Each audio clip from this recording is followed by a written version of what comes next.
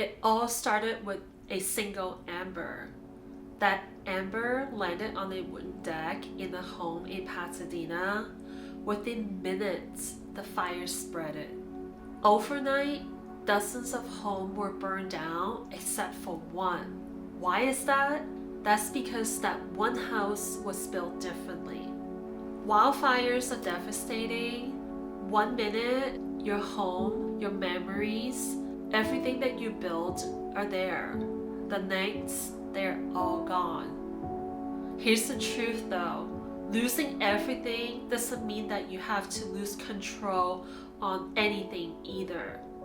In today's video, we're going to go over ways to rebuild after a wildfire, how to fast track your permits, how to save thousands of dollars on rebuilding costs, and how to fireproof your home so that you can make sure it will never happen again. And I'll give you a bonus tip at the end. First, document everything before you even touch anything. Take pictures or a video of everything that you own.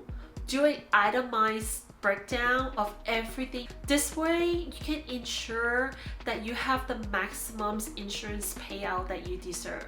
Step number 2, don't accept the first offer from the insurance company. These insurance company, they will always lowball the homeowners, expecting them to accept their first offer. Always negotiate. Many people settle for thousands of dollars less than they deserve. Step number 3, start the permitting process ASAP. Even before the cleanup is done, you can start your permit application. This way, it can save you months in the rebuild process. Most people think that permits are a nightmare, and it might be true. But if you know the system, you will know how to fast track them. Here's a secret for fast tracking rebuild permits. A like-for-like rebuild permit will allow you to build up to 110% of your home's original square footage without the lengthy zoning review process.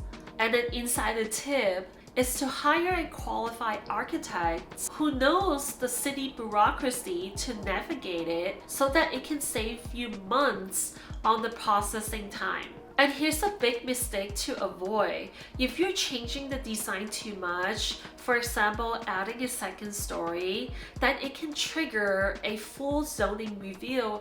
I put together a full checklist in my free Fire Rebuild Guide, in which you can download in the link below.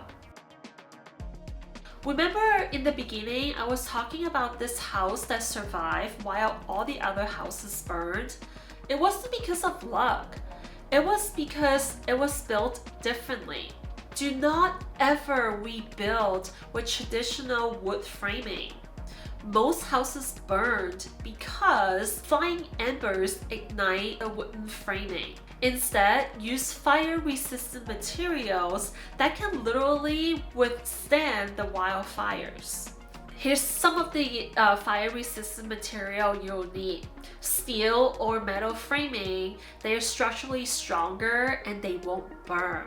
Insulated concrete forms or concrete construction, they have been proven to withstand wildfire. Fire-rated roofing material and ember-resistant vents, they will prevent flames from entering your attic. And if you want a full list of fire-resistant materials that I recommend, it's inside the Fire Rebuild Guide in the comment below.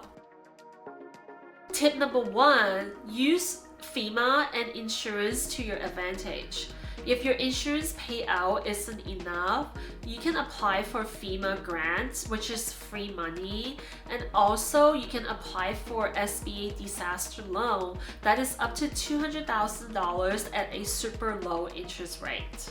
Tip number 2, take advantage of the property tax relief. In California, the law says that if you rebuild on a similar footprint, you can keep your old property tax rate.